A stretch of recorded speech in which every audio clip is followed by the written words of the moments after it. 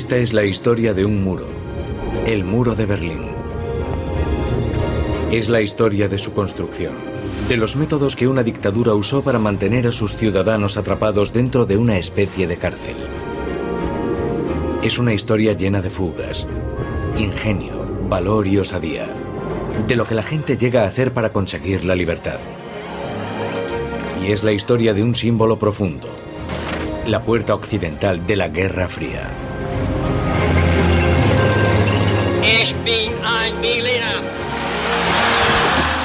Miles trataron de huir por encima, por debajo, atravesándolo o rodeándolo, intentando salvar las numerosas y peligrosas barreras defensivas del muro. Más de 1000 murieron en el intento. ¿Es okay?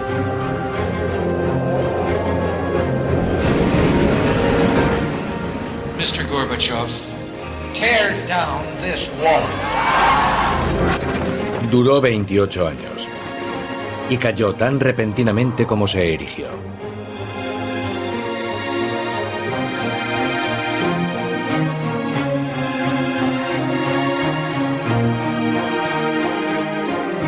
La caída del muro de Berlín. 1945.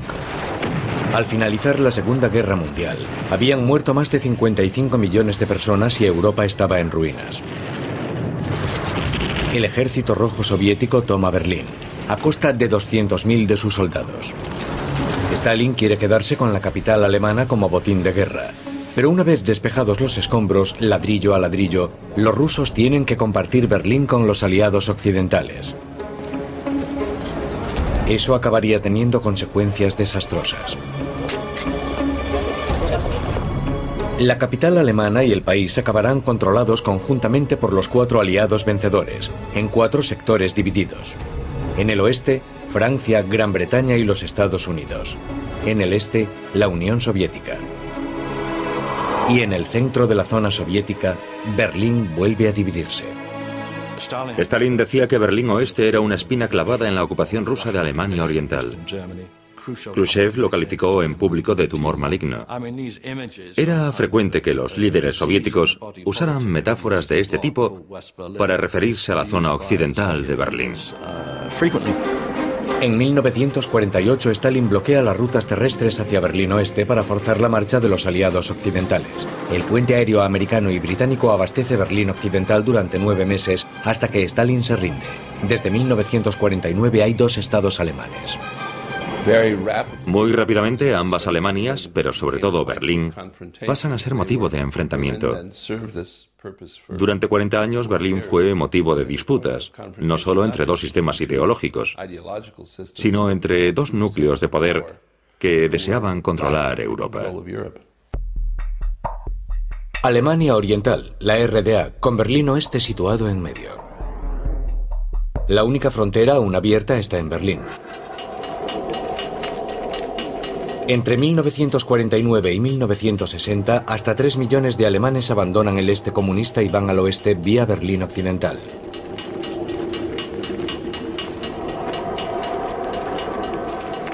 La población germano-oriental está menguando peligrosamente. En 1960 huyeron 200.000. En junio de 1961 huyeron otros 160.000. El país se estaba quedando sin capital humano. La débil economía de Alemania Oriental necesitaba desesperadamente su contingente laboral. Los comunistas temían que la economía se hundiese. Estaba claro que era urgente hacer algo que resolviese el problema de Berlín Oeste. Aún es fácil cruzar de un sector a otro de Berlín con solo mostrar la documentación de identidad. El líder comunista de Alemania Oriental, Walter Ulbricht, necesita una solución permanente. Ulbricht era un hombre muy decidido. Vio el problema y se mostró partidario de levantar una barrera, una valla, un muro, llámele como quiera. Y lo consiguió. Así que entrando ya en el año 1961, en sus viajes a Moscú y también por teléfono, insiste en que esa es la solución, el único modo de resolver el problema.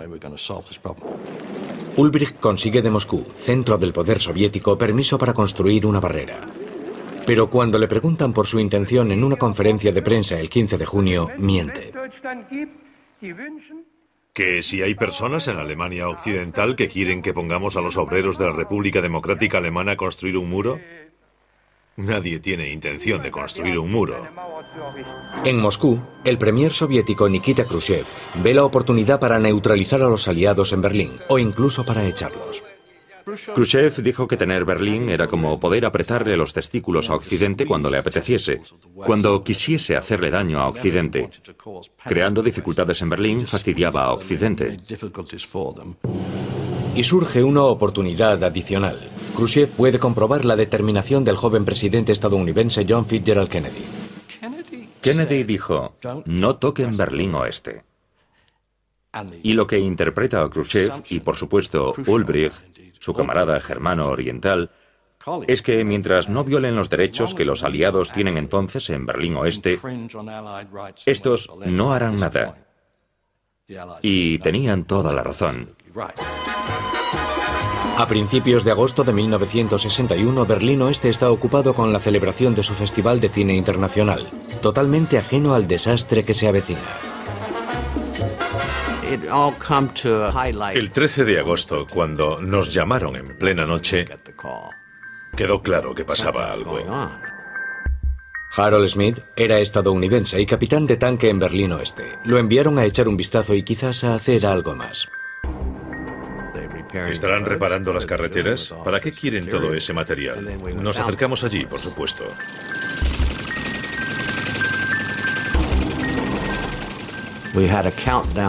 La cuenta atrás estaba en marcha y teníamos orden de derribar aquel muro con los tanques. Pero un minuto antes de hacerlo sonó el teléfono. Era el presidente Kennedy. Le dijo al representante del Departamento de Estado, no toquen ese muro. Todo lo que los aliados pueden hacer es observar. Uno de los soldados del lado oriental es Wolfgang Engels. Nos desplegaron en Berlín el 13 de agosto por la mañana temprano. Nos llevaron a Berlín en camión. Como batallón de pioneros, nos encargaron colocar obstáculos para cerrar las calles. 77 cruces este-oeste quedan cerrados dentro de la ciudad. El 13 de agosto empezaron a poner alambradas de espino, con mucho cuidado de mantenerlas siempre dentro de Berlín Este. Nunca hubo incursiones en Berlín Oeste. Ese día, Alemania Oriental cierra Berlín Oeste al mundo exterior. Quedaría aislado durante los siguientes 28 años. Casi ninguno de los soldados de nuestra parte creyó que la frontera pudiese cerrarse por completo. Pronto, un muro provisional de 156 kilómetros rodea Berlín Oeste y a sus más de 2 millones de ciudadanos.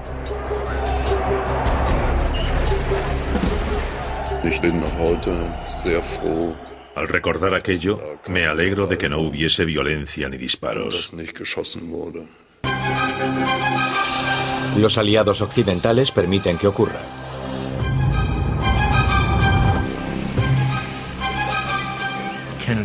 Kennedy tomó la decisión de que protestarían, que se opondrían, pero no declararían la guerra. En pocas semanas, una estructura fronteriza más elaborada va abriéndose paso por Berlín, haciendo casi imposible la huida. Torres de vigilancia, un muro de casi 2 metros de altura coronado con alambre de espino, obstáculos de hormigón para detener a los vehículos, una valla trasera y entre ambos una franja fronteriza, un área despejada para disparar. Después empieza la guerra propagandística. Compatriotas alemanes que vestéis el uniforme de la Policía Popular, estáis aquí día y noche guardando las barreras de ladrillo. No sois estúpidos, sabéis desde hace mucho que las medidas de Ulbricht dañan la paz mundial. Miles de amigos y familias quedan separados. Los berlineses están desesperados. Pero en Estados Unidos están menos preocupados. A Kennedy no le disgustaba que hiciesen el muro. Aquello diluyó a la crisis. Kennedy dijo, salvamos Berlín Oeste. Por tanto, para ellos lo importante no era que las dos partes de Berlín quedasen separadas, sino que los aliados se habían mantenido firmes. Habían evitado consecuencias mayores. El 15 de agosto de 1961, Konrad Schumann aprovecha su oportunidad. Es el primer policía fronterizo que escapa a Berlín Oeste. Las imágenes de su salto hacia la libertad recorren el mundo.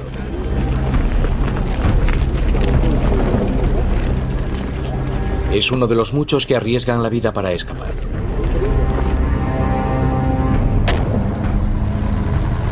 Alemania Oriental procede a sellar parques, puentes, casas, tejados y alcantarillas.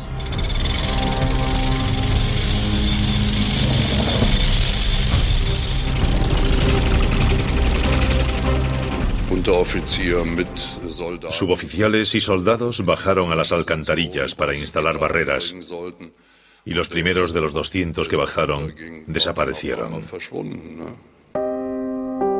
Para los berlineses es un golpe terrible. Roswitha Brosius, aunque solo tenía 16 años, estaba comprometida con Klaus Koppen, de Berlín Oeste. Durante semanas, él le rogó que cruzase al lado oeste. Ahora ya era tarde. Él siempre supo lo que quería. Quiso estar conmigo desde el primer momento y buscaría el modo de conseguirlo. Me dijo, ven al lado oeste, y pude haberlo hecho sin problema en 1 o 2 ocasiones. Los refuerzos fronterizos cada vez son más imponentes. La gente solo puede verse a distancia. Pero no quise cruzar. Si por lo menos mis padres pudiesen ir también, toda la familia. Fue lo que dijimos, o vamos todos o ninguno.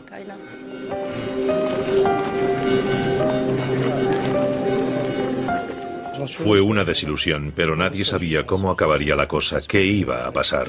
Nadie imaginaba que la frontera iba a ser tan enorme. Pero Klaus ya estaba ideando un plan para rescatar a Roswitha.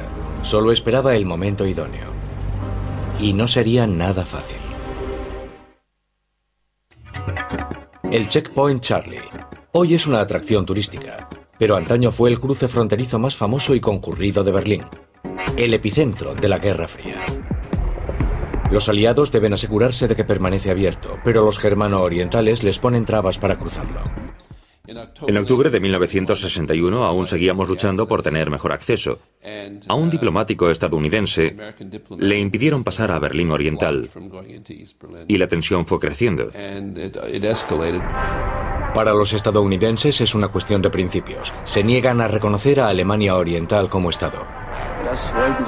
Se negaron a que representantes armados de nuestro Estado comprobasen sus pases, porque no tienen relaciones diplomáticas con nuestro Estado.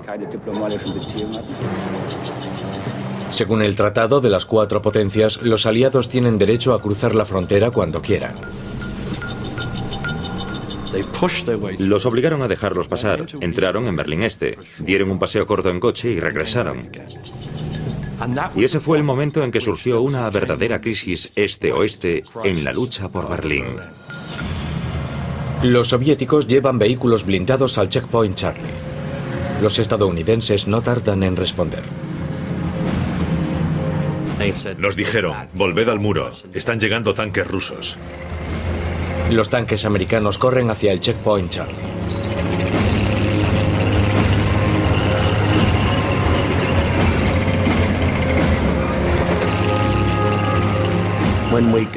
Cuando llegamos allí, yo iba en el primer tanque, así que estaba más cerca de los tanques rusos, que estaban a 250 metros. Demasiado cerca para apuntar con el cañón.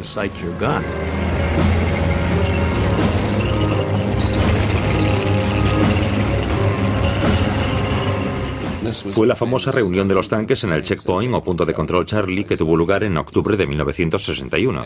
De nuevo, el presidente Kennedy llamó a los comandantes de la zona y supongo que Khrushchev también llamaría a los suyos. Aquellos tanques estaban armados y listos para disparar. Y pudo haberse producido un enfrentamiento fácilmente. Harold Smith pasa 12 horas en primera línea de este desafío entre este y oeste. No teníamos orden de disparar. Ellos no avanzaron. No sé qué nos habrían ordenado si ellos hubiesen avanzado hacia el muro. Pero creo que ellos tenían orden de dispararnos si intentábamos traspasar aquel muro. Fue un momento muy tenso.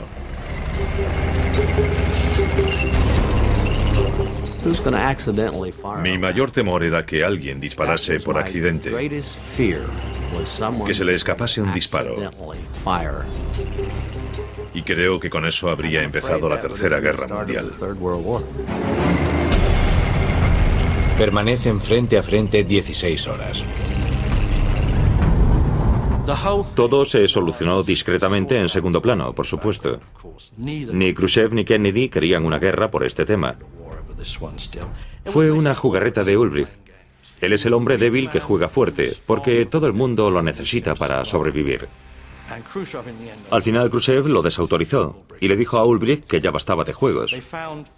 Ambos bandos hallaron el modo de quedar bien, los tanques se retiraron, y en ese momento, 28-29 de octubre de 1961, la crisis de Berlín quedó superada. Pero el muro sigue separando a miles de personas, como a Klaus Koppen y su prometida Roswitha. Klaus tiene un plan para sacarla de Berlín Este.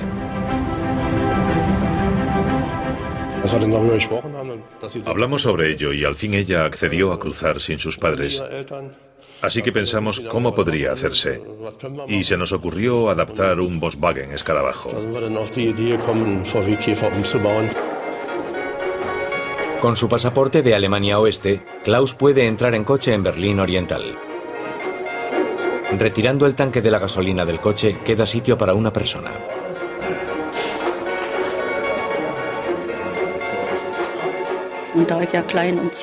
Como yo era menuda, Klaus pensó que podría hacerme un ovillo y meterme bajo el capó, donde iba el tanque de combustible. Un pequeño tanque de unos 3 litros irá encima de ella.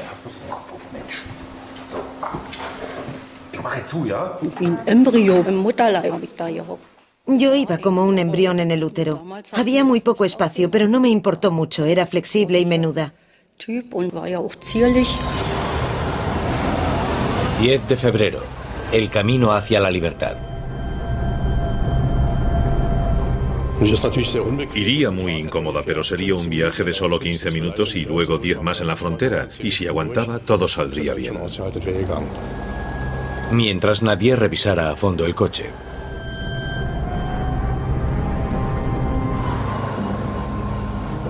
En la frontera todavía no revisaban a fondo cada vehículo. Más adelante miraban por debajo con espejos.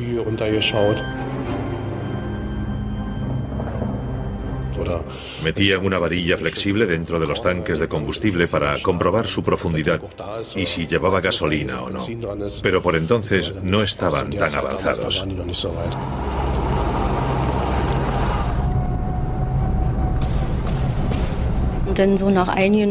Tras unos cientos de metros, de repente noté que me ardía el cuello. El manguito del combustible se había soltado, tal vez por mi postura, y la gasolina me caía por el cuello y la espalda, y me hacía mucho daño. Entonces grité, quiero salir, sácame de aquí. Me entró el pánico. Y después volvimos a casa. Al fin de semana siguiente, Klaus está listo para intentarlo de nuevo. Yo no quería volver a meterme en aquel sitio de nuevo. Me daba miedo. Soy un poco supersticiosa. Si algo no sale a la primera, no hay que insistir. Ya me había bastado. Las barreras continúan ganando altura. Ahora la gente ni siquiera puede verse. La desesperación por escapar aumenta. Un equipo de noticias británico avisado de antemano acude para filmar una huida calculada con precisión a través de un cementerio tras el muro. 5 hombres sobre un camión colocan un artilugio de 2 escaleras de mano unidas. El fugado aparece inmediatamente, Stanislas Kofera, un matemático de 25 años. Ingrid Palic, de Múnich, es la prometida de Stanislas y la razón de su huida. Cualquiera que huyese de Alemania Oriental Lo arriesgaba todo. Abandonaba su hogar, a sus amigos, arriesgaba la vida. Quien esté tan desesperado vive en una sociedad que no merece la pena. Cientos acaban detenidos.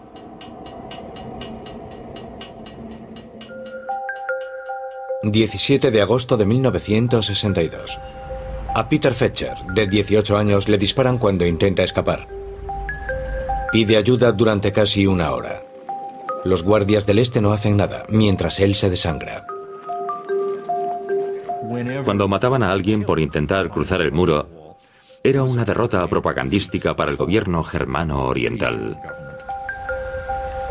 En los 12 primeros meses de la barrera, más de 20 fugados hallan la muerte en el muro.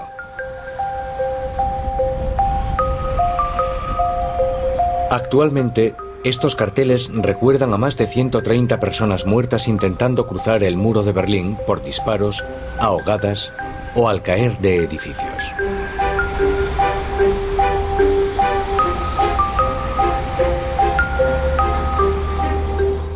Los guardas fronterizos siempre tenían orden de disparar a los que huían. Pero en septiembre de 1961, tras la construcción del muro, Erich Honecker dijo: el muro, la frontera, debe hacerse con una zona de tiro despejada, para poder aniquilar a los que violen nuestra frontera. Los edificios cercanos al muro se demolieron para facilitar la localización de los fugados. No solo en Berlín. Toda la frontera entre los dos estados alemanes se refuerza ahora enormemente para que sea tan impenetrable como el muro de Berlín. Se hace una zona muerta que separa las dos naciones alemanas. Esta aldea, dividida a la mitad, se llama Moldareut.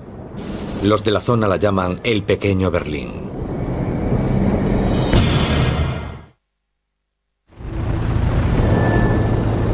Una intimidante zona muerta separa las dos Alemanias.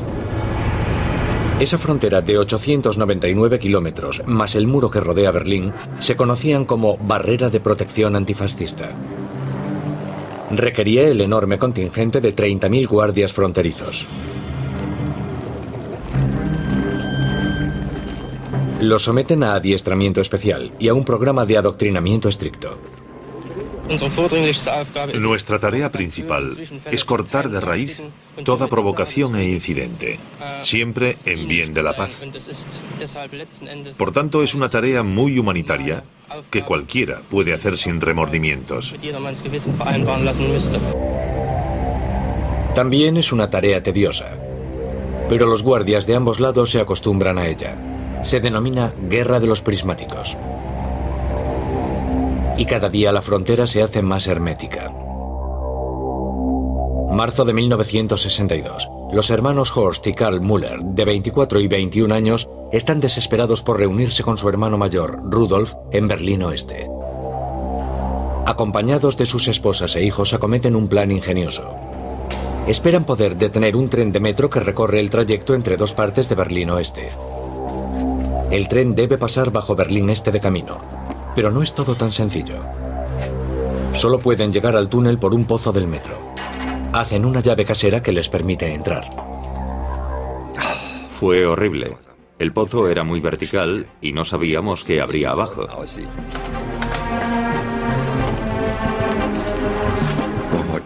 Horst fue el primero en bajar para ver qué pasaba. Tenía que inspeccionar el terreno y si me encontraba con algún policía debía librarme de él. El pozo está desierto.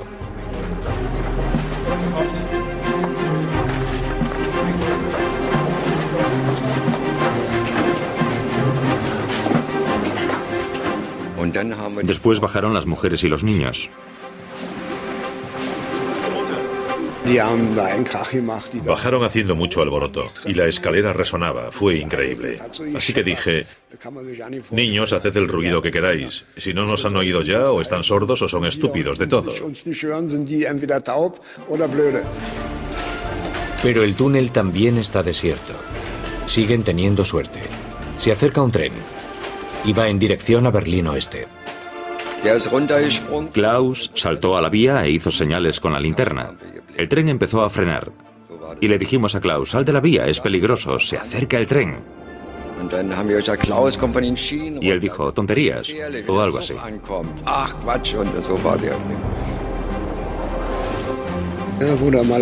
El tren fue aminorando y se detuvo. Imagínese, todo el miedo que tenía se evaporó. Ya podíamos subir al tren.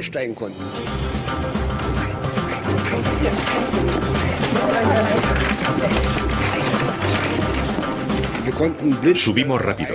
En el vagón iban muchas personas y sabían exactamente lo que estaba pasando. 11 personas, entre ellas niños, estaban huyendo.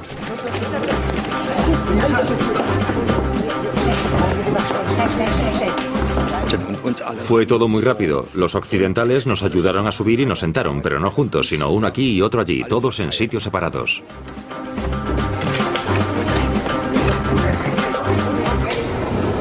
Pero aún están bajo Berlín Oriental.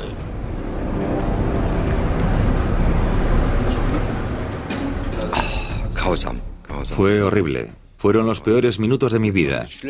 No sabíamos cómo acabaría aquello. Aún faltaban 5 estaciones para llegar a la parte occidental. El tren pasó muy despacio por ellas y vimos a los policías en los andenes. Fue terrible, rogábamos que no se diesen cuenta de nada, pero no pararon el tren.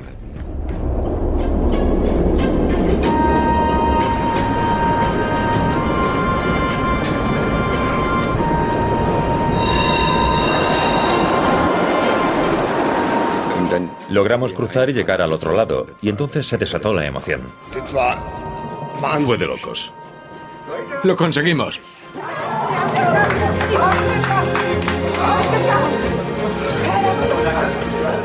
Todos los del tren saltaron y nos abrazaron, y gritamos de alegría. Fue maravilloso.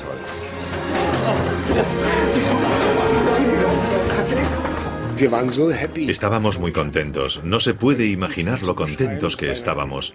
No se puede describir con palabras. Éramos libres y estábamos contentos de que los niños estuviesen bien y nuestras esposas también. Lo primero que hacen es visitar a su hermano Rudolf, que se había mudado a Berlín Oeste en 1960. Suena el timbre de mi apartamento y me encuentro a mis hermanos en la puerta. Primero nos miró atónito y luego sonrió de oreja a oreja. Me quedé perplejo y pensé, no puede ser verdad. ¿Ha venido también mi mujer? No hacía más que mirar. No pudimos llevarnos a su mujer. La estaban vigilando todo el tiempo. La casa estaba bajo vigilancia todos los días. Se ponían delante de ella y la vigilaban. Cuando se erigió el muro, Rudolf ya había escapado a Berlín Oeste. Su esposa Trauchen y sus 2 hijos iban a huir también.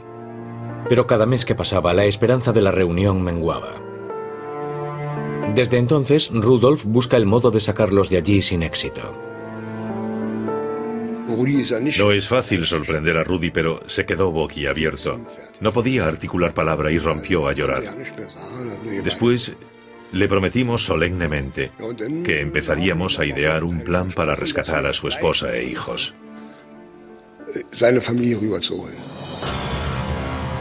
No sería nada sencillo.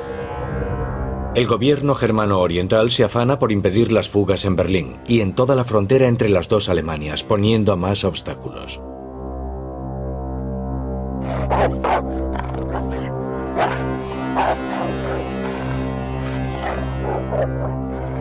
Y también ofrece incentivos a los guardias. El miembro del comité central encargado de la seguridad en los años 60 era Erich Honecker. Lo informaban de inmediato sobre los intentos de fuga exitosos y fallidos. Por ejemplo, cuando mataban a alguien, Honecker firmaba los documentos, el informe de la Stasi, y la recompensa o felicitación para los guardias.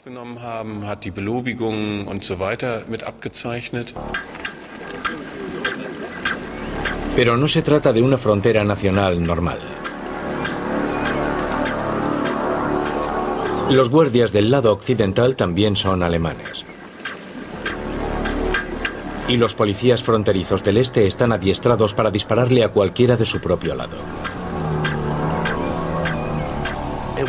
Era un verdadero problema para el gobierno de Alemania Oriental, así que el adoctrinamiento era riguroso y la disciplina férrea.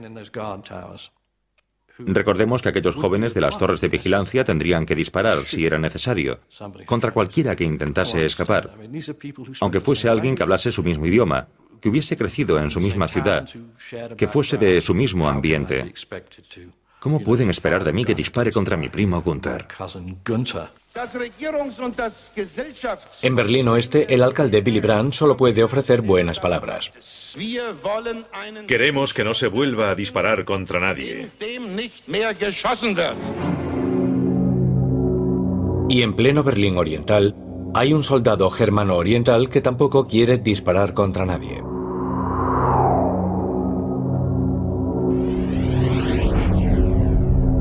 En realidad, Wolfgang Engels quiere escapar. Y tiene un plan. Atravesar el muro con un vehículo militar blindado. Entablé conversación con unos soldados y empezamos a charlar sobre coches. A ellos les interesaba mi coche y a mí su vehículo blindado. Me lo enseñaron encantados, por dentro también. Y durante la charla aprendí a encender el motor y cómo funcionaban las marchas. Todo lo necesario para ponerlo en marcha. No insistía mucho, preguntaba como por casualidad. ¿Cómo funciona eso? Enséñame eso. Nada hacía pensar que quisiera conducirlo. No sospechamos nada. Fue una conversación muy distendida.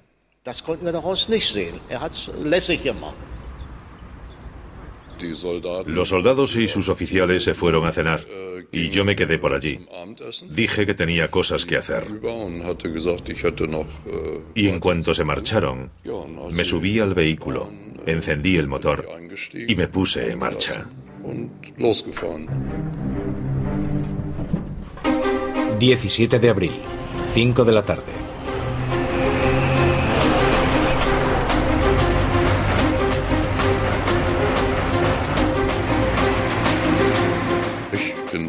Puse rumbo hacia la puerta.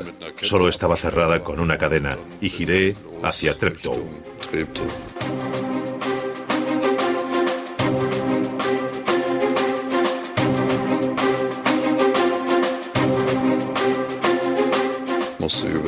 Tuve que ir por la Stalinale y llegué al único semáforo que por entonces estaba controlado por un policía desde una garita.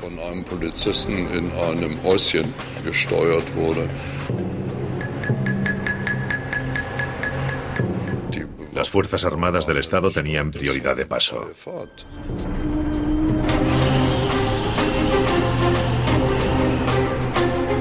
«20 kilómetros para la libertad». Ahora lo están siguiendo. La suerte está echada.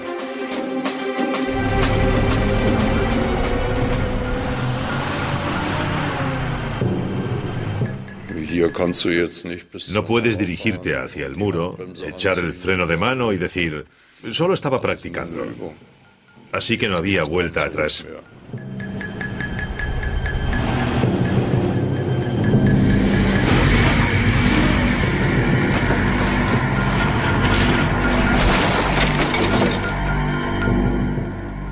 El vehículo aún estaba en Berlín Oriental, en esa parte del muro. Mi primera reacción fue salir y me encontré en medio de las alambradas de espino.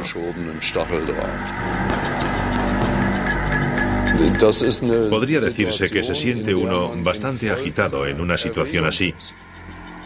Tenía el nivel de adrenalina hasta aquí. Ni siquiera sentí las balas que me herían, de lo acelerado que estaba.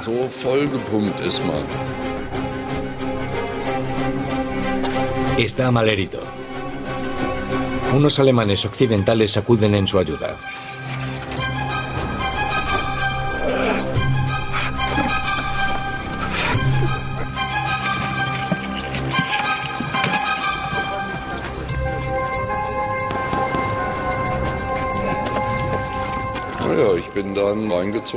Me llevaron a un bar y desde el suelo vi etiquetas en las botellas que solo conocía por anuncios. De ese modo supe que estaba en Berlín Oeste. Y ahora está en la lista negra de Berlín Este. por robo, deserción y deterioro de una propiedad estatal. Wolfgang Engels tiene una bala en la espalda, los brazos y las piernas arañados por el alambre de espino, pero es feliz, salvo por un detalle. Su madre, una comunista comprometida que vive en el este, lo califica de traidor.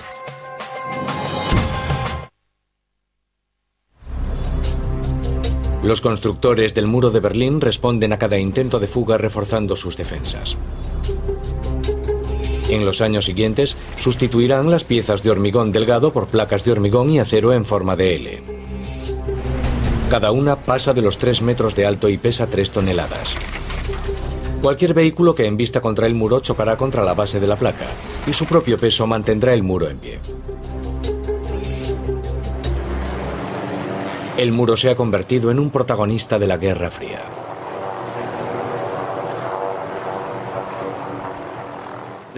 La verdad es que fue un factor estabilizante de la situación de Centroeuropa durante principios de los años 60 y permitió que el temor a la guerra, que existía en Alemania desde 1945, cuando acabó dividida en 2 partes, fuese desapareciendo poco a poco.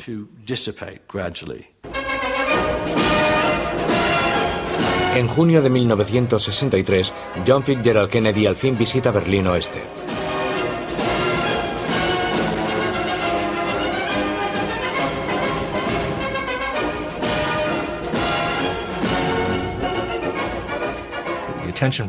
Berlín ya no suscitaba atención y Kennedy hizo que la recuperase con su famoso discurso, con su visita, que tuvo un enorme apoyo popular en la ciudad.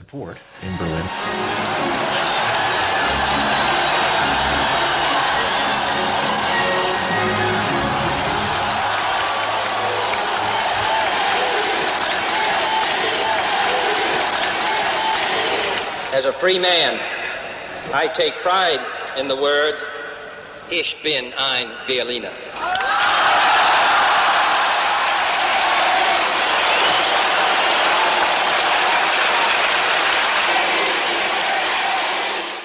Para la historia de Berlín y del muro, la visita de Kennedy fue muy importante, simbólica, y les dice a los berlineses que Estados Unidos los apoyará.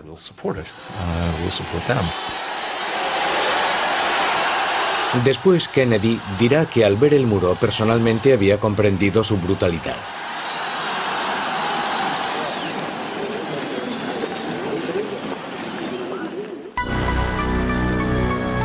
Esa brutalidad queda cruelmente patente meses antes en el medio de Berlín.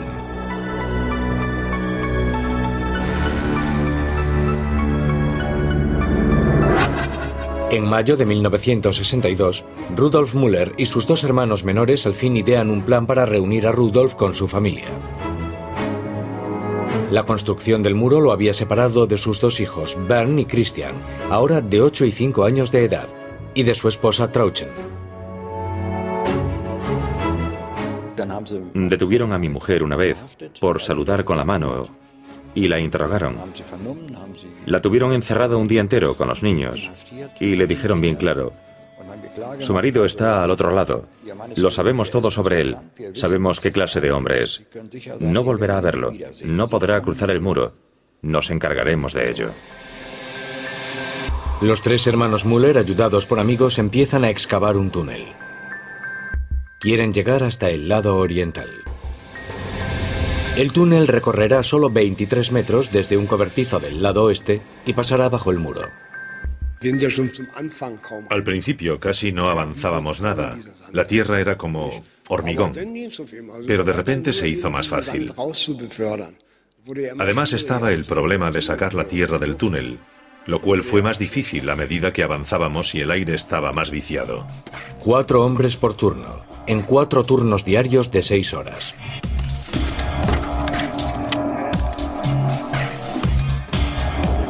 Empiezan a excavar desde un solar en construcción y trabajan a solo 2,5 metros bajo los guardias fronterizos, así que deben trabajar en silencio.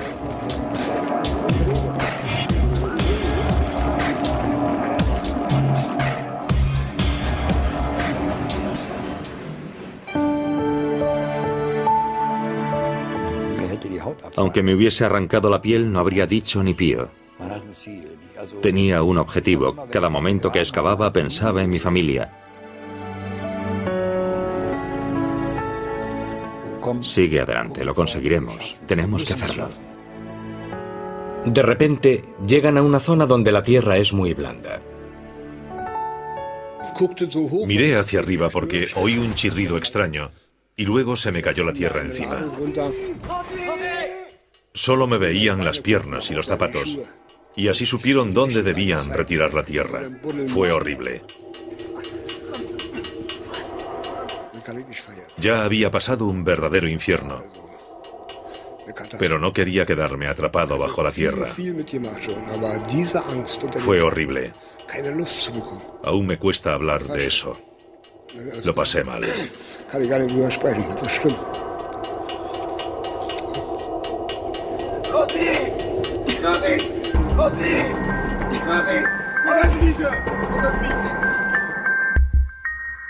El 18 de junio, después de excavar 3 semanas, los hermanos alcanzan su objetivo.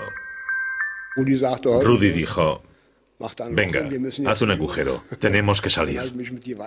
Así que empujé fuerte hacia arriba y al fin el terreno cedió.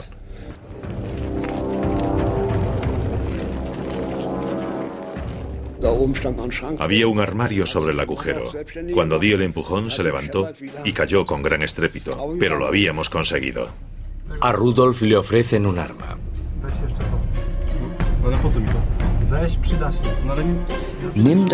Llévatela. Los guardias se ponen nerviosos y disparan enseguida. Necesitas algo para defenderte o te encerrarán para siempre. Cogí la pistola y me la metí en el cinturón.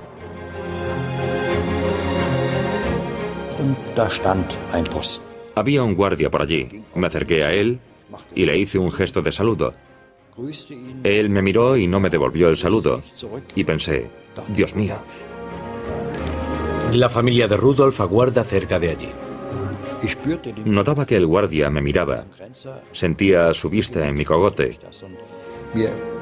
Yo tenía el vello erizado del miedo.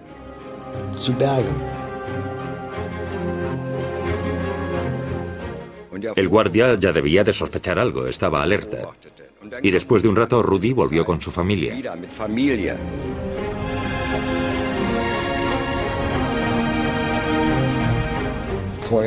Le había dicho a mi mujer: Trauchen, doblas la esquina, sigues por el muro y no te detengas, pase lo que pase.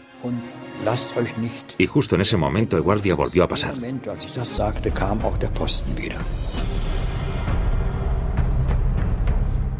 ¡Alto! ¡Alto! Yo me detuve, los otros siguieron andando un poco. Dije: no haga tonterías, acaba de verme, vamos a una fiesta de cumpleaños. Lo dije en tono tranquilo, como hablamos en Berlín. Pero el guardia no me escuchaba, estaba nervioso. Se le veía en la cara. Estaba muy nervioso. Dijo: que la mujer y los niños se detengan. Levantó la metralleta y yo pensé: se acabó. Va a disparar. Estoy seguro de que si hubiera disparado, los habría matado a todos. Cogí la pistola, apunté hacia el guardia y apreté el gatillo. Ocurrió todo al mismo tiempo. Rudy le disparó al guardia en defensa propia y un policía de la torre de vigilancia también empezó a disparar. Y de repente el guardia se desplomó. Me entró el pánico y grité: ¡corred, corred, corred! La familia se echó a correr, la mujer y los niños, y el policía de la torre disparaba contra los niños. Vi que las balas daban en el suelo. Y después entraron en el agujero. Gracias a Dios entramos todos. Yo fui el último. Después vinieron los guardias corriendo. Me pareció que solo habían tardado unos segundos y al momento empezaron a disparar dentro del sótano, al interior del túnel. Los fugados tienen suerte. La forma del túnel los protege de las balas.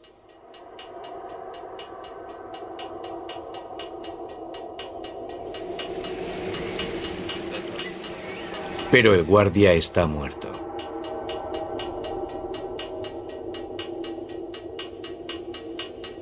En ese momento no hubo nada de qué alegrarse. Me sentí muy mal.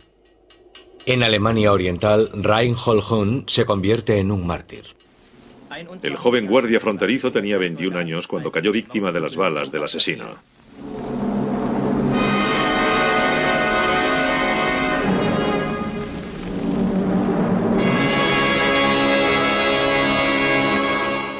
Tengo un permanente sentimiento de culpa.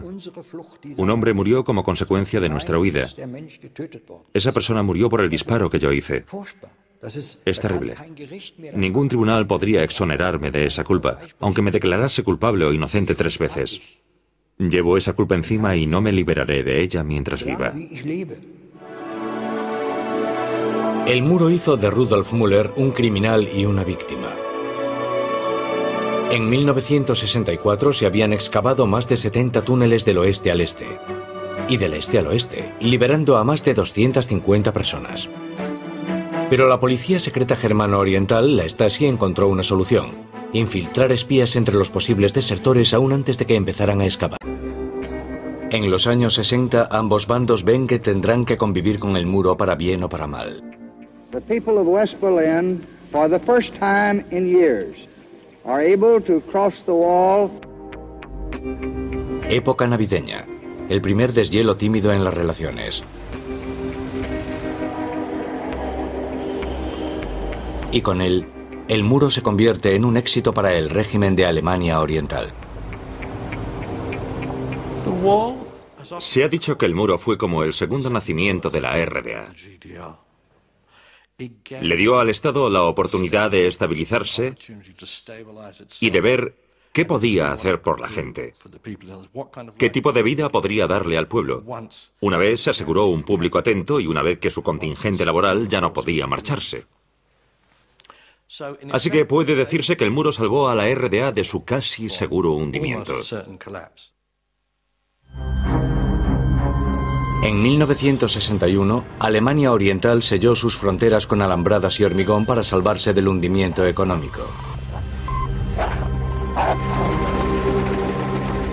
Durante 10 años, reforzó esa frontera contra las fugas cada vez más osadas.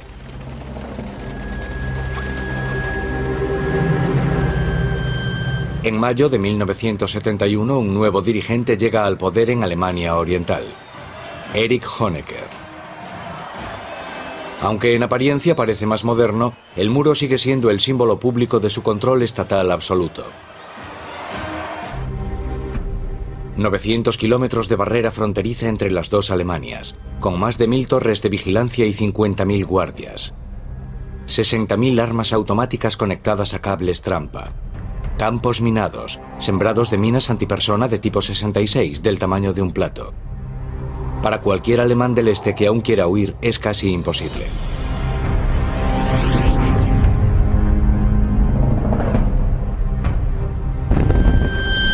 Y la Guerra Fría se está caldeando. En la década de 1970, la Unión Soviética instala misiles nucleares en Alemania Oriental. Los estadounidenses planean hacer lo mismo en Alemania Occidental. Muy pocos políticos de Alemania Occidental pensaron que Alemania llegaría a reunificarse en un futuro cercano. En Alemania Oriental, Honecker se beneficia de la rivalidad entre las superpotencias, y las cosas han ido mejorando en la RDA. Se ha convertido en escaparate del mundo socialista, la prueba aparente de que el comunismo funciona. Frigoríficos, lavadoras, televisores. A mediados de los 60 empezó a verse el inicio de una modesta prosperidad. Estabilizada la población, cuyos sectores instruidos ya no se marchan a Alemania Occidental, se alcanzó una situación en la que la gente percibía que no se vivía tan mal. El régimen puede sentirse seguro también. Sus miembros y su Estado están muy bien protegidos. Todo hombre joven debe servir en el ejército del pueblo. Se enfrentan al enemigo del oeste y a sus propios compatriotas que quieren cruzar la frontera. Ingo Bethke es guardia de frontera. En esencia, todo el que intente cruzar la frontera está quebrantando la ley. Es un criminal y hay que impedírselo por todos los medios. Por supuesto, nadie decía claramente que debíamos disparar a matar, pero si lo hacíamos, no te lo reprochaban. Ingo Bethke también es un criminal porque quiere escapar de Alemania Oriental. 26 de mayo de 1975. Se escapa de noche con un amigo. Ingo ha servido aquí. Conoce esta parte de la frontera perfectamente. Claro que los guardias habrían disparado, pero disparar y acertar son dos cosas distintas. El Kalashnikov no es preciso, pero tiene 30 balas y pueden dispararse en 2 segundos. Vezke conoce el terreno. Después del área fronteriza está la valla disuasoria, con su franja de la muerte. Y luego el río Elba, con las patrullas fluviales. Es una barrera formidable. Fue como una aventura. Yo quería ver el país de los Beatles. Tenía que haber algo al otro lado del muro, pero no nos permitían ir. Solo queríamos ir a donde nos apeteciese. Ingo sabe que los guardias podrían volver en cualquier momento.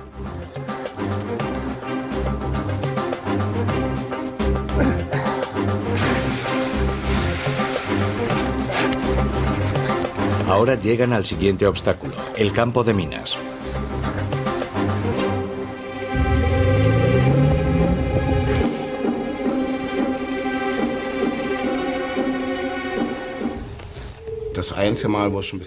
El único momento en el que tuve miedo fue en el campo de minas.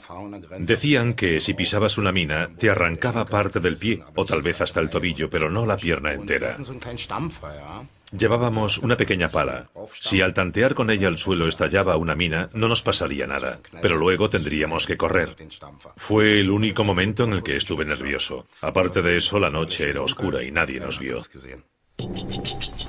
Siguiente tarea: hinchar las colchonetas en la orilla del río Elba.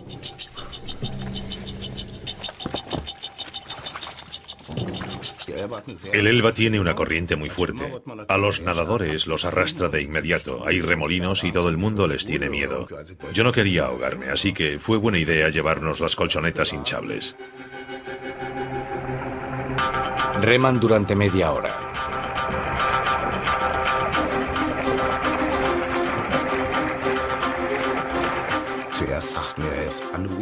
Al principio pensamos que nunca conseguiríamos llegar a la otra orilla. Estaba oscuro, remamos como locos y de pronto llegamos. Vimos un vehículo de aduanas delante de nosotros, saludamos y nos dijeron: ¿de dónde vienen?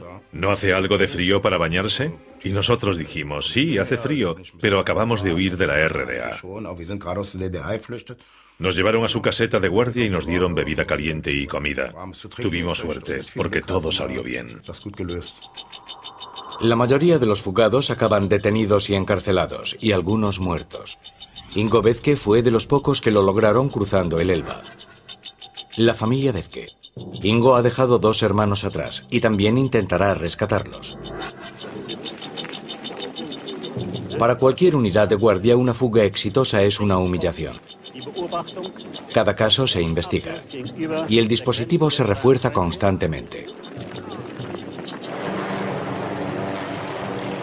En este momento, estos son los obstáculos para impedir escalar el muro. La torre de vigilancia, el muro trasero, la rejilla de clavos, la valla de alambre de espino electrificada,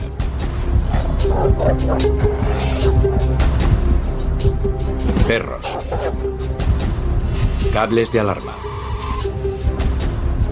Y también hay una trampa para los guardias. En la arena rastrillada, por ejemplo, quedaban las huellas. En otras palabras, si estando en la torre de guardia ves a alguien intentando huir y miras hacia otro lado esperando que nadie se dé cuenta, y esa persona consigue llegar al otro lado, la culpa te la llevarías tú. Porque tras la fuga habrá una investigación exhaustiva. Verán las huellas en la arena al lado de tu torre y deducirán lo que pasó. Así que estarás metido en un buen lío. El Estado alemano oriental es fuerte. Erich Honecker ha obligado a su pueblo a respetarlo. Ahora quiere que el mundo reconozca a su Estado. Por una parte buscaban respetabilidad, querían que los viesen como un Estado que funcionaba, que estaba al mismo nivel que los demás. Pero al mismo tiempo no querían dar a sus ciudadanos la libertad que ser miembro de la comunidad internacional permitía. Distensión es el término imperante. En la década de los 70 se consiguen varios acuerdos internacionales importantes. Bien está lo que bien acaba. Al fin, el régimen consigue reconocimiento mundial a cambio de conceder un poco más de libertad a sus ciudadanos. Técnicamente ahora tenían libertad para desplazarse, para elegir dónde trabajar y de expresión. Los gobiernos comunistas con frecuencia firmaban esos manifiestos y acuerdos internacionales, pero no permitían que se pusiesen en práctica en su territorio. En lugar de ello, dieron aún más altura al muro.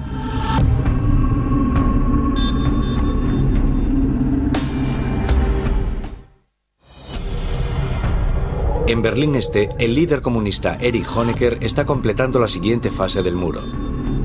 Más alto, más ancho y más temible. Porque todavía logran escapar 1000 personas cada año. Ese muro se hace para que sea permanente, intimidante y mortífero. Colocan planchas de hormigón de 3 toneladas en forma de L, coronadas por un cilindro de hormigón que es imposible de aferrar. La mayoría ha abandonado la idea de escapar, pero no todos. No podía viajar a donde quería ni decir lo que quería. Si contabas un chiste político podías acabar en la cárcel. Así de sencillo. Peter Strelczyk vive en Turingia, a 48 kilómetros de la frontera. Es ingeniero y también inventor. Sabe que a ras de suelo el muro es impenetrable. Pero idea una solución ingeniosa y osada. Un globo que llevará a su familia por encima de la frontera. Un globo de gas sería mejor porque no se vería la llama, pero ¿dónde consigues oxígeno o helio? Solo nos quedaba la opción del aire caliente. Tendrán que recorrer 32 kilómetros, desde Lobenstein, en Alemania Oriental, hasta cruzar la frontera. 3 de julio. Estábamos listos para despegar. El quemador había calentado el aire y entonces empecé a sentirme algo agobiado.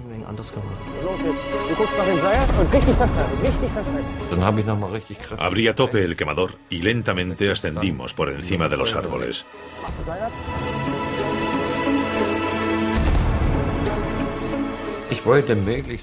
Quería elevarme lo máximo posible, porque temía que nos disparasen los guardias.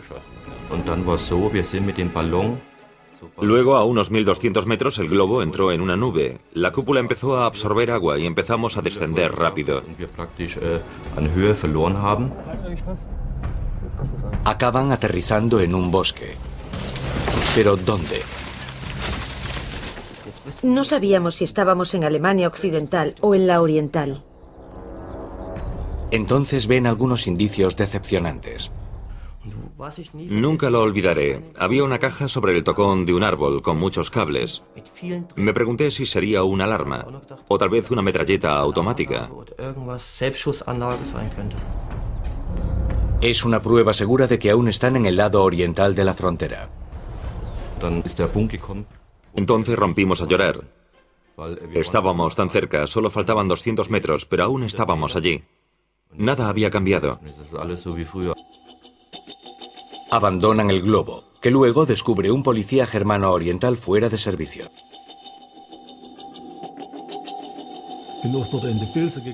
Había salido a buscar setas y vi el globo allí colgado. Pero no dije nada porque me habrían arrestado y me habrían reprendido. ¿Qué estaba haciendo allí? No tenía por qué andar por allí. No me habrían felicitado, me habrían dado una patada en el trasero.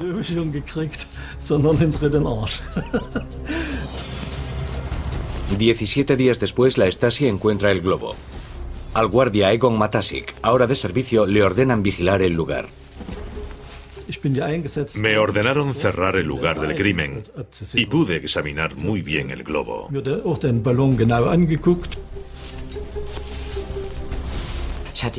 Me olvidé el álbum de fotos allí, pero volví a buscarlo y con las prisas me olvidé mis medicinas.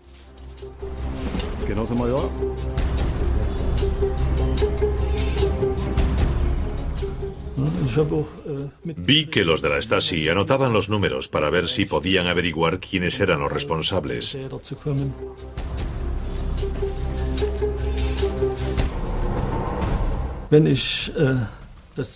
Si los hubiese avisado antes, habrían empezado a buscarlos enseguida y ya habían pasado 2 semanas. La Stasi pide información en un periódico. La sede de la policía secreta en Berlín. Aquí llega cantidad de información, pero nada se filtra al exterior. Los intentos de fuga son mala cosa. Aquí trabajan miles de personas para impedirlos. Hay que cortar las fugas de raíz. No queremos que se mate a más gente cruzando el muro y para empezar no queremos que se acerquen al muro. De ahí la enorme expansión de la Stasi, que pasa a ser la policía secreta quizás más numerosa del mundo. Y en muchos sentidos, por desgracia, la de mayor éxito de la historia. Elaboran informes secretos sobre cada intento de fuga, cada declaración antigubernamental, cada pequeño detalle. Mientras tanto, la Stasi sigue el rastro de las pistas. La tela del globo, las medicinas, una llave inglesa. Es solo cuestión de tiempo que los lleven hasta los Strelzig. Cuando un coche pasaba por delante de casa, rezaba para que no fuese la policía. Pasábamos mucho miedo. Pero están decididos a hacer otro globo lo antes posible. Y otra familia, los Wetzel, los acompañará. Ahora serán 4 adultos y 4 niños.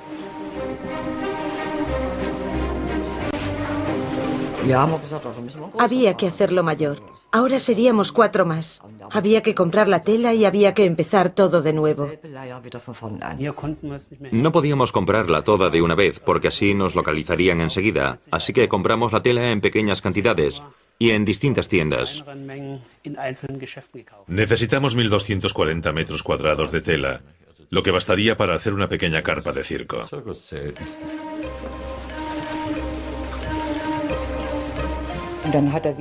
Empezamos a coser en nuestro dormitorio día y noche, sin descanso. Cosen cada momento libre durante 6 semanas.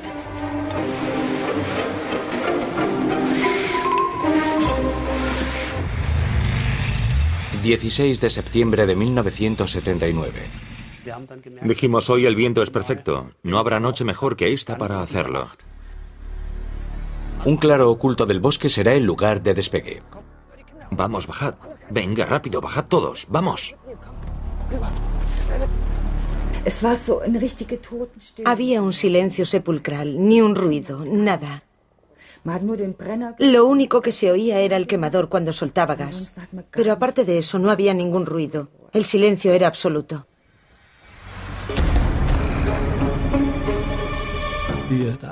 Al poco de despegar, los guardias del puesto de control ven el globo.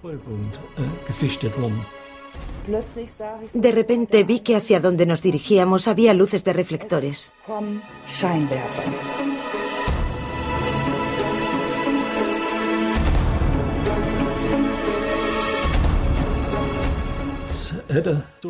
Lo tenía perfectamente a tiro.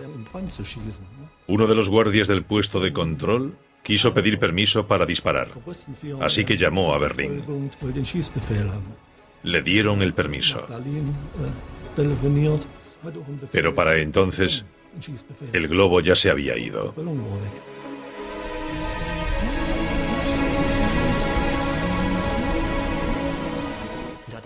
Luego el quemador empezó a fallar, porque el gas se había acabado.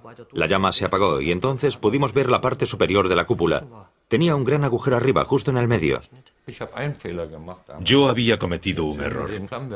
Abrí a tope el quemador y se abrió un agujero en la cúpula, a 25 metros de altura. Era muy peligroso.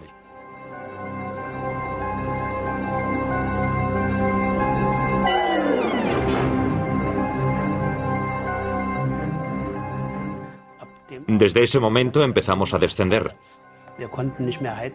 Ya no podíamos calentar el aire. Por suerte el globo era algo mayor de lo necesario, así que actuó como un paracaídas, y eso ralentizó la caída.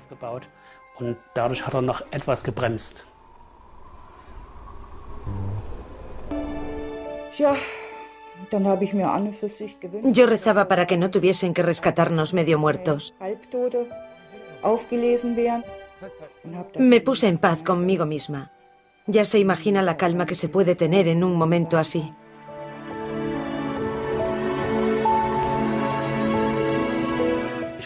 Iluminé alrededor con la linterna y vi la cima de los abetos acercándose a nosotros. Y luego oí un crujido. La primera vez nos llevó 34 minutos y la segunda solo 28 minutos. Por eso pensé que esta vez tampoco lo habíamos logrado.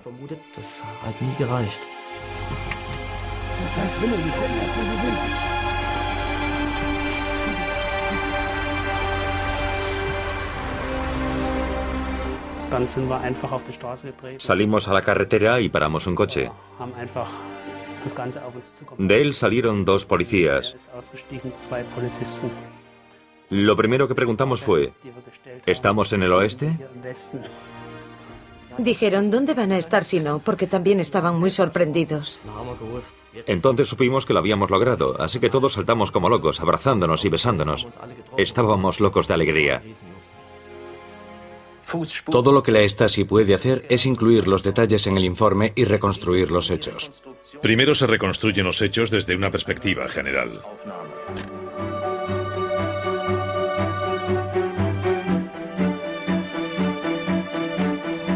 La fuga de la familia Strelczyk sale en la prensa del mundo entero.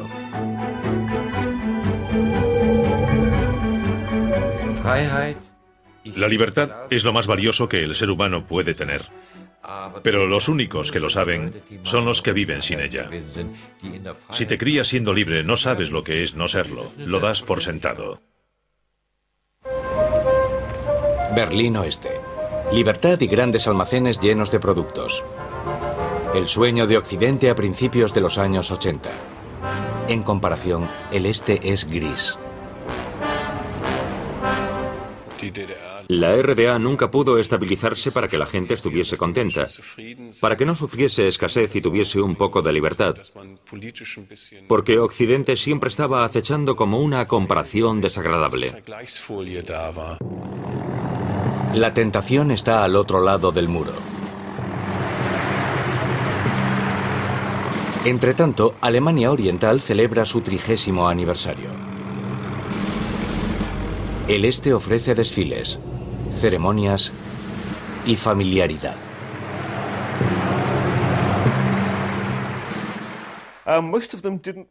En el este muchos pensaban, puede que allí se viva mejor, pero yo vivo aquí, podemos tener problemas, pero tal vez podamos mejorarlo todo si nos quedamos. No había un ambiente de odio, una conciencia de opresión. La gente no se sentía encarcelada en su sociedad.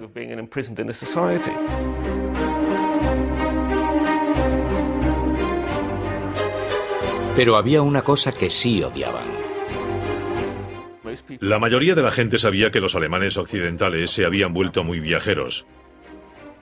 Y les fastidiaba que lo mejor que podían esperar los del este era ir una semana al lago Balaton de Hungría o un viaje a Praga.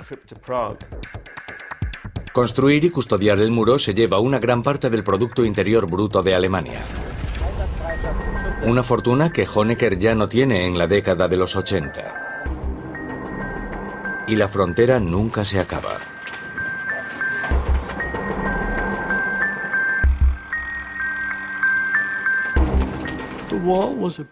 El muro era una carga enorme para un país que a menudo sufría financieramente.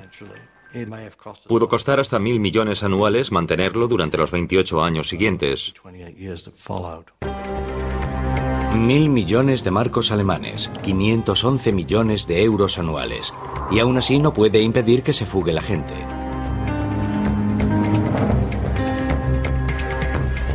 Gente con ideas descabelladas, como Holger Bethke.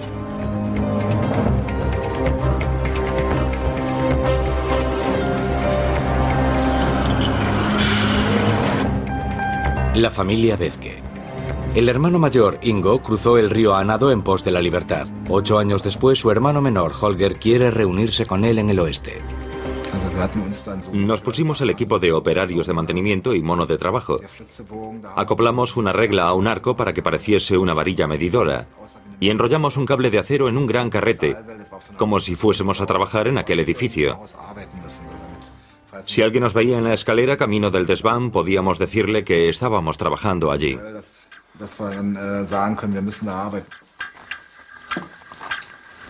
Es el día 31 de marzo.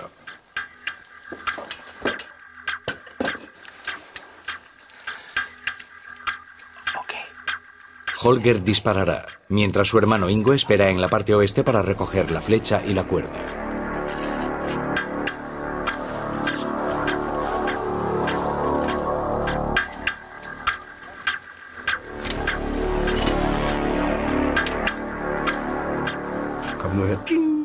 Oí un ping y pensé, maldita sea, ha caído en un árbol. Pero tiraron de la cuerda y vi algo que se movía. Miré más de cerca el árbol y la vi. La había localizado. Los otros dos se pusieron muy contentos. Yo cogí la cuerda y empecé a tirar. Un cable de acero va sujeto a la cuerda de nylon y lo pasan al otro lado.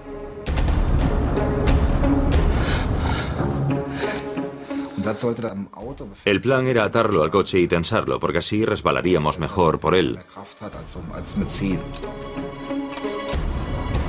Luego incorporan la polea casera.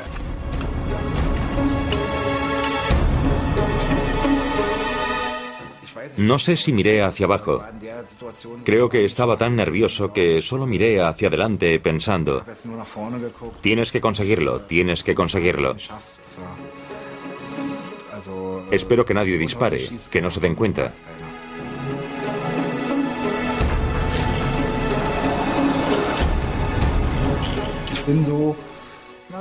A 3 o 4 metros del edificio de Berlín Oeste me detuve.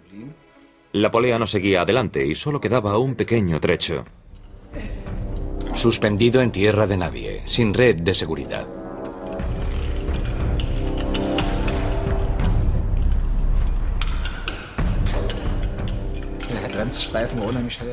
La franja de la frontera estaba muy iluminada. Había focos cada 10 o 15 metros que iluminaban hacia abajo.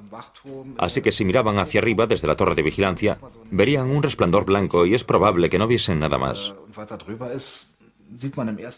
Desde luego esperábamos que aquellas luces potentes nos ayudasen un poco a que no nos viesen enseguida, porque estábamos justo encima de ellos. Y entonces vi a mi compañero que venía rodando cara a mí. Al fin lo habíamos conseguido, estábamos en el oeste. Encontraron un punto ciego entre dos torres. Después los germano-orientales hicieron una nueva torre para asegurarse de que aquello no volviese a ocurrir. Podría decirse que hicieron una torre en recuerdo de mi hermano. El muro. Para unos cuantos artistas es el mayor lienzo del mundo, la galería del lado oriental. Visto desde el oeste está tan concurrido como Berlín Occidental, una atracción turística que separa dos mundos.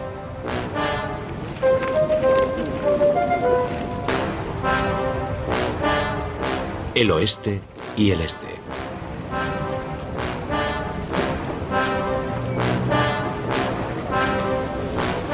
Erich Honecker sigue hablando maravillas de su república. Todos tienen su sitio en la República Democrática Alemana, sin importar sus ideas políticas ni su religión. Las cárceles están llenas de críticos con ideas distintas a las del régimen.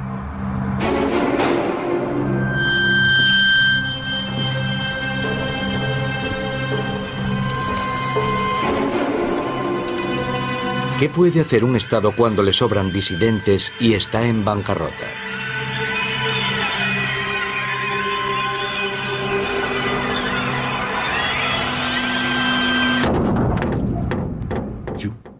Haces un trato con los alemanes occidentales según el que les envías a los disidentes. Es decir, primero encarcelas a esas personas y después haces un trato y dices, os damos a estas personas a cambio de marcos occidentales, de preciados marcos occidentales. Alemania Occidental compra la libertad de esas personas, pagando hasta 34.000 euros por cada una. La venta de 35.000 disidentes ayuda a Alemania Oriental a esquivar la bancarrota, y Occidente le concede grandes préstamos.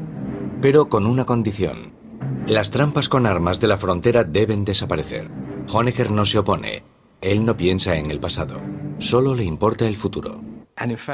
Y la verdad es que en los años 80 estaban planeando un muro con tecnología avanzada, es decir, con medios informáticos, que por entonces ya permitirían crear un muro que necesitase muy poca intervención humana para controlarlo. Y nadie podría acercarse a él sin que lo detectasen los sensores y las cámaras. Así era el muro 2000 de Erich Honecker.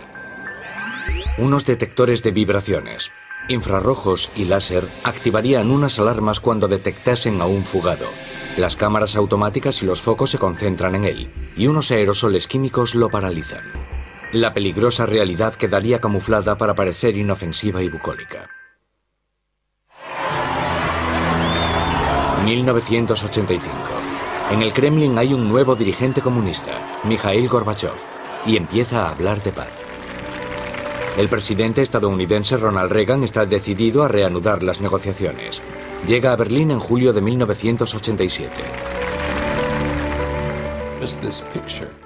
Esta imagen, reproducida millones de veces, de Reagan ante la puerta de Brandenburgo, tuvo una repercusión tremenda.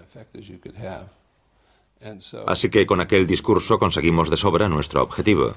Mr. Gorbachev, tear down this wall. Reagan fue el primer presidente desde hacía mucho tiempo que no veía la Guerra Fría como algo eterno. Al menos tenía la esperanza de que fuese algo temporal, de que terminaría, de que la Unión Soviética desaparecería. Creía que la Guerra Fría terminaría y que Estados Unidos la ganaría. Tras este deshielo entre el este y el oeste, Honecker visita a su homólogo en Alemania Oriental, Helmut Kohl. El máximo reconocimiento para el hermano pequeño. Respetamos las fronteras existentes, pero queremos superar esa división por la vía del entendimiento pacífico y de la libertad. ¿Solo palabras, tal vez? Erich Honecker trató de prolongar su control férreo tanto tiempo porque sabía que no podía permitirse relajarse lo más mínimo, porque en cuanto lo hiciese, Alemania Oriental desaparecería, se desintegraría. La familia Bethke prepara otra fuga. El último de los tres hermanos aún está en el este, Egbert. En 1989, los reyes de la fuga, Ingo y Holger, planean volar de nuevo sobre el muro para rescatar a Egbert usando 2 aviones en solo 30 minutos. Primero compramos un microligero y aprendimos a volar en él, nosotros solos. Sufrimos un montón de percances, destrozamos 3 hélices, mandamos varios motores al desguace y también rompimos un ala. Aprendimos por experiencia.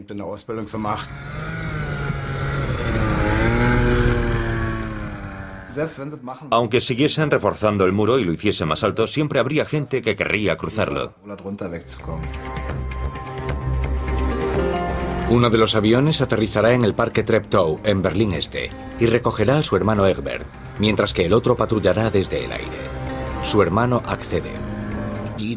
La idea me pareció estupenda. Volar sobre el muro, aterrizar y después escapar volando. Me parecía convincente, me gustó.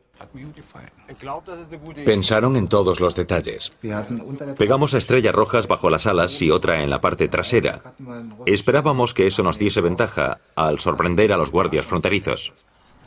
Sabían que los guardias fronterizos no pueden disparar contra objetivos en vuelo sin permiso.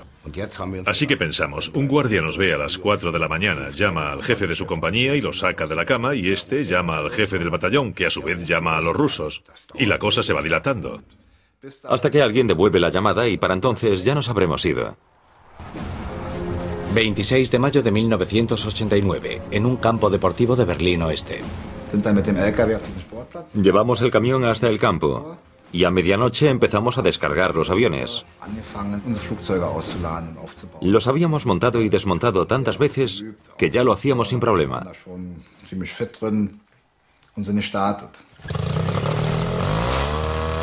4:22 de la mañana. Encendieron las cámaras acopladas a los aviones y filmaron todo el vuelo.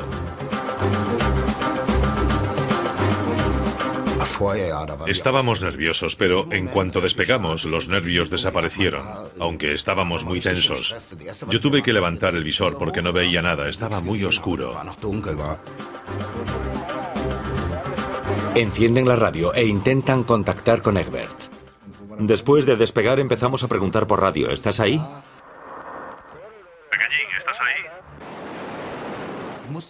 Debía tener cuidado. Estaba dentro de un arbusto, cerca del camino. No podía ver nada por culpa de las hojas. Todo estaba cubierto. Y si alguien pasaba por casualidad paseando al perro y oía una voz en el arbusto, podía llamar a la policía, así que tenía que hablar muy bajito. Ingo, ¿me oyes? De repente oí su voz. Sí, estoy aquí. Gracias a Dios, pensamos. Recibido, vamos de camino. Recibido también. Entonces supieron que yo estaba allí y yo que ellos venían de camino, pero no supe nada de ellos hasta después de despegar. Claro que vamos para ahí. Ya tengo el muro delante. Cambio. Vale, os espero. El punto de encuentro es el Parque Treptow de Berlín Este. Pero entonces ven algo grande en el lugar de aterrizaje. Nos sorprendió ver que había un circo ambulante en el parque. Debían de haberlo montado el fin de semana. Quedaba un espacio muy justo para aterrizar por culpa de aquel circo ambulante ruso.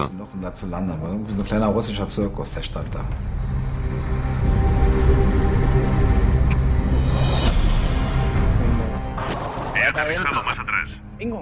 Ingo, creo que ya te veo. ¿Cuándo debo salir? Aterricé donde pude, al final del campo. Egbert salió del arbusto y yo grité, cuidado con la hélice, porque claro, él estaba más nervioso aún que yo. Esquivé la hélice, me senté en el asiento y grité, despega, Ingo, despega. Estaba muy nervioso. Le dije, calma, calma, no quiero que te caigas. Yo le dije, vamos, despega, apura, apura. Porque aún temía que pasase algún coche de policía y que se desviase de la carretera hacia el parque.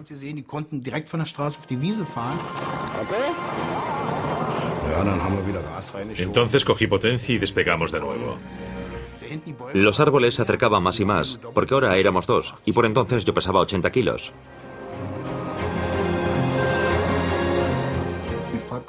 Yo di una vuelta completa y entonces los vi delante de mí, despegando.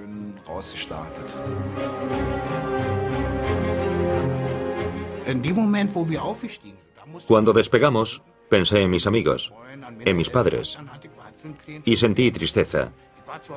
Me alegré mucho cuando nos íbamos elevando, rumbo a la libertad. Pero también fue triste, porque por entonces tenías que pensar que no volverías a ver a los que habías dejado. 3 hermanos reunidos sobrevolando Berlín. Pensamos, ahora que lo hemos conseguido, nada puede salir mal. Egg iba a bordo. No tenía miedo de que nos estrellásemos ni de que nos disparasen. Vimos a los guardias fronterizos que miraban hacia arriba. Nos miraban mientras informaban de la fuga, pero ¿qué podían hacer? Éramos rusos.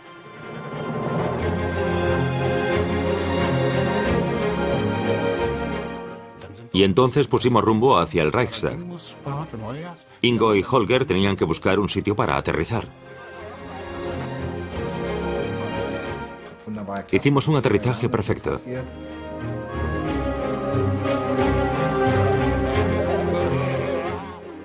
llegado. Lo conseguimos. Yo estaba tan contento y eufórico que me puse de rodillas, besé el suelo y dije, gracias a Dios que lo conseguimos.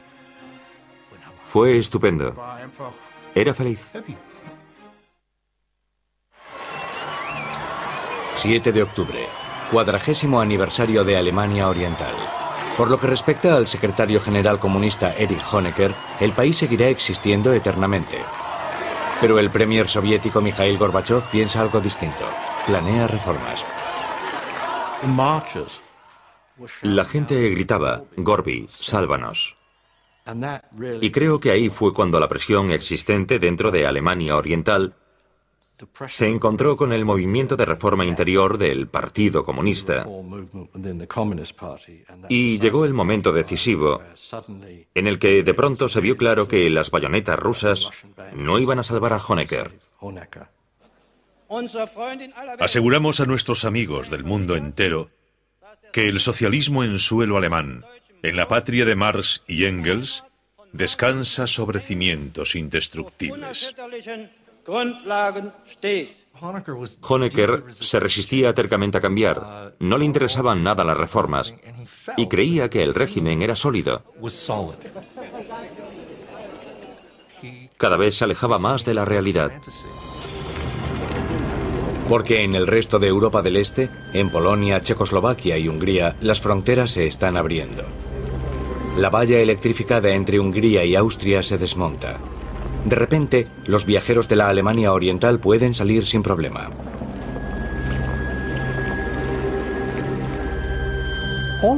En los árboles había clavos y colgaban las llaves de ellos, las llaves del coche, de casa. Lo dejaron todo atrás. Yo vivo en una casa con muchas cosas, no puedo imaginarme yéndome y dejándolo todo. Estaban desesperados. El corresponsal de CBS News, Alan Pichey, está en la Embajada de Alemania Occidental en Praga, donde cientos y luego miles de alemanes orientales se han refugiado. Al fin les dicen que Alemania Occidental ha accedido a acogerlos.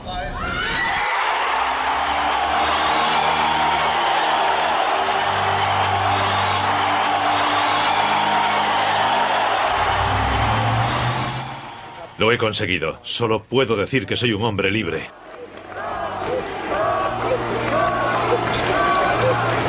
El premier soviético Mikhail Gorbachev se niega a intervenir para proteger a Alemania Oriental, pero da un consejo.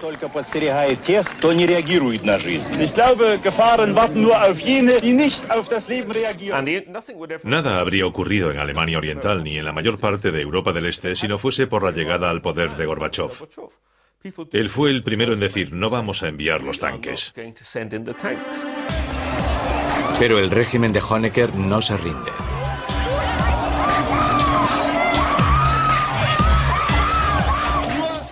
Nos manifestamos pacíficamente, no queremos hacer nada malo. Fue la mayor manifestación que habían hecho en su historia y al verlos pensé, están aquí, no podrán detener esto, no podrán impedir que la gente hable, ni que se reúna, y la gente no tiene miedo de reunirse. Se ha terminado. Las autoridades han perdido el control por completo. El genio ha salido de la botella, la pasta de dientes se ha salido del tubo, o como quiera expresarlo. El portavoz del Politburó germano oriental, Günter Schabowski, anuncia el 9 de noviembre de 1989 que por primera vez los ciudadanos germano-orientales pueden viajar libremente al extranjero. Un periodista le pregunta que cuándo, y él contesta de inmediato.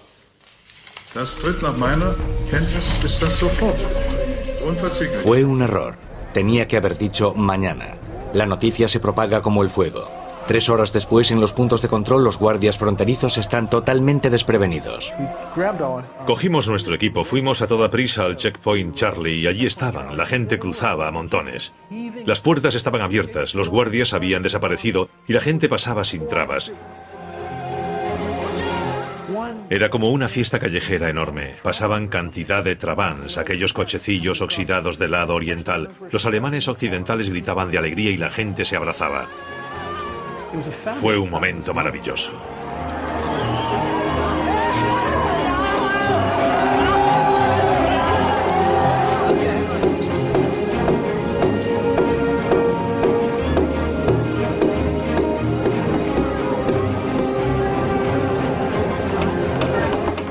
Si alguien me hubiera dicho que viviría para ver caer ese maldito muro, le habría dicho que estaba loco.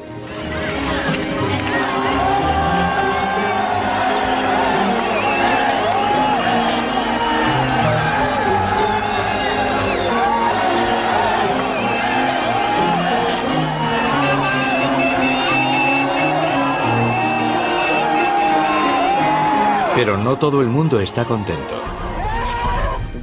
Los del lado oeste hablan de reunificación. Yo estoy totalmente en contra. Seguro que allí hay muchas cosas buenas, pero también tienen mucha basura y prefiero que se quede allí.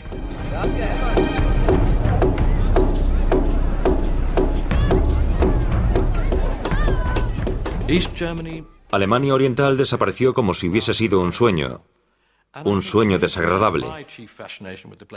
Y lo que más me fascina de ese lugar es que antaño parecía artificial, y ahora desapareció como el humo en cuestión de unos meses. El 3 de octubre, un año después de caído el muro, Alemania estaba reunificada. Fue el fin del comunismo.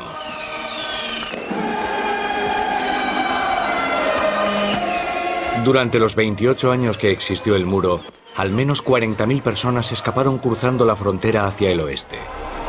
A otras 75.000 las persiguieron por intentarlo.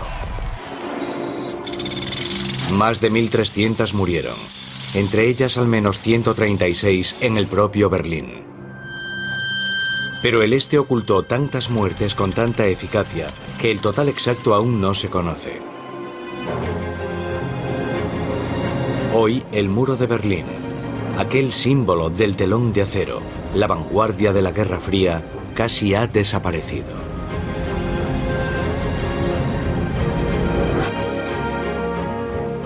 Hay restos de él en museos de todo el mundo.